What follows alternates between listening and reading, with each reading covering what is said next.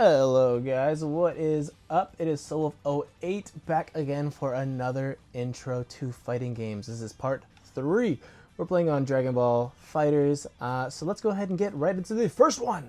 Okay, so this one isn't so much of a gameplay aspect as it is a mindset kind of thing that I wanted to go ahead and instill in you guys. As a beginner, you are going to face people that are much stronger than you.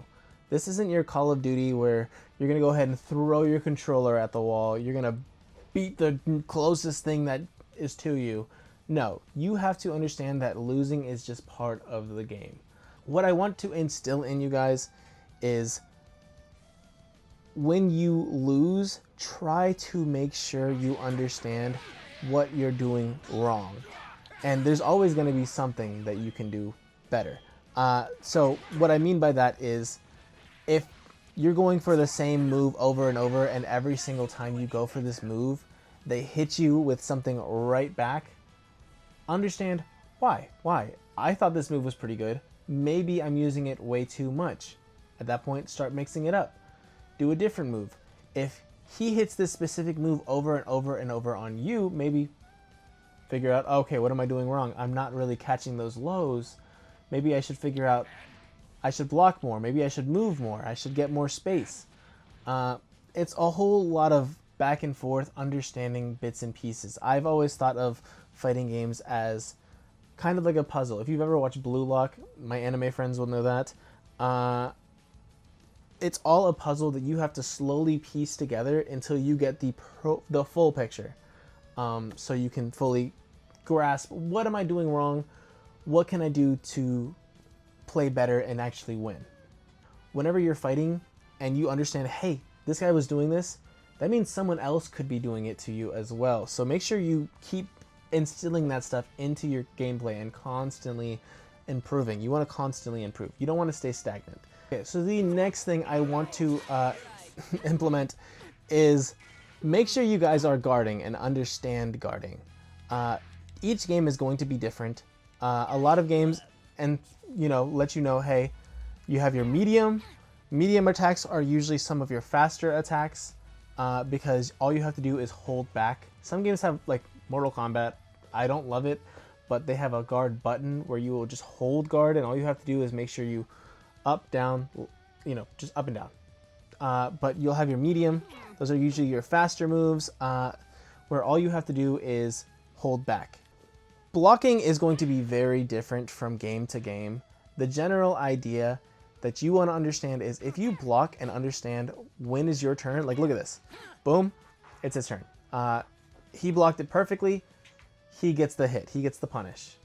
Punishing is a bit of a later thing, but basically the big idea is once you block and figure out when you can go ahead and strike, perfect chance. A big thing you'll see in a lot of these fighting games is the idea of lows and overheads. Stuff like Tekken, overheads and mediums are overheads. If you block low, you will get hit. Most games, though, you just have to make sure, are they in the air? That's an overhead. Are they doing a big overhead swing? That's an overhead.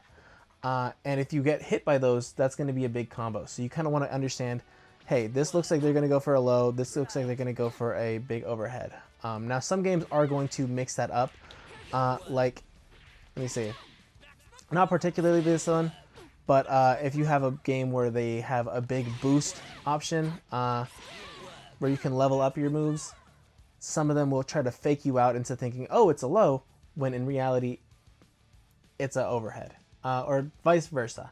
So you kind of want to eventually kind of train yourself to kind of figure out, okay, I see this, it looks like this, oop, I'm blocking now. You slowly figure that stuff out. But if you're not blocking, like a lot of people in the beginning will just continue to keep going for stuff. They will keep doing stuff, and maybe against your beginner friends, that's going to work. But if you keep just attacking and not blocking at all, then what happens when the opponent is starting to hit you, and then they got you in the corner, and then every single thing is hitting you because you keep trying to attack? It's not going to work. Block. Okay, the final one for today kind of touches up on a one I did from earlier in part 1, but understand what your character is meant to play like.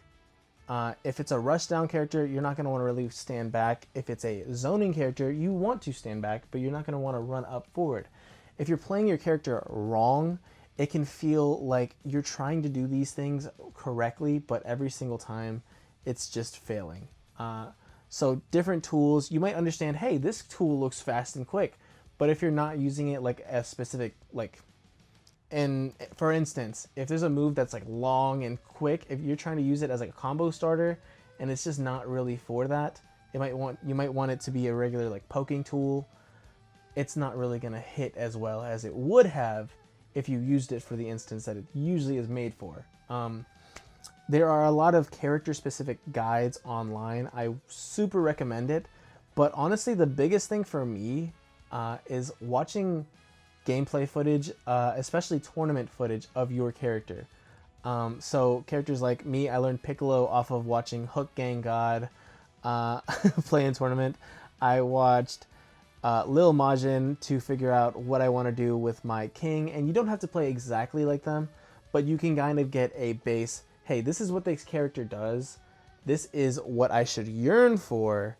Now I can build that into my own gameplay and mix it into the stuff, because you don't want to play fully fresh. You don't want to play fully like, hey, everything is by the book. Sometimes you do, but I mean, let's be real. It's not super fun doing that. So mix it into your own gameplay. If you're doing a thing that you really like to do, mix it into that. Mix it into that. Because if everyone thinks and plays the same exact way, it's not going to be the most fun, and everyone's going to understand everyone. You want to make sure you put your own character into it, but also understand that if you're playing your character fully wrong, it's going to suck, and you're not going to understand what you're doing wrong. So definitely watch those character-specific videos, and check out that local tournament stuff, because it's super helpful. It's super helpful. You can figure out, hey, why are they doing this? They're doing this that I'm not doing. I've learned some crazy mix-up stuff from watching Hook Gang. It's also super fun. Okay, so if you guys have gotten this far, thank you guys for watching. As per usual, if you guys did learn something, don't forget to let me know in the comments what you learned, what kind of questions you have later on for future videos, and what kind of games brought you into the fighting game community. If you guys are already in the fighting game community, let me know if there's anything I missed and that you want your fellow newbies, or not fellow newbies, I guess your new friends to know, and I can add that into the next video as well. Thank you guys for watching. Don't forget to like, comment, and subscribe. I'm trying to hit 100 subscribers on YouTube. Also check out my Twitch where I can go live all the time. Peace.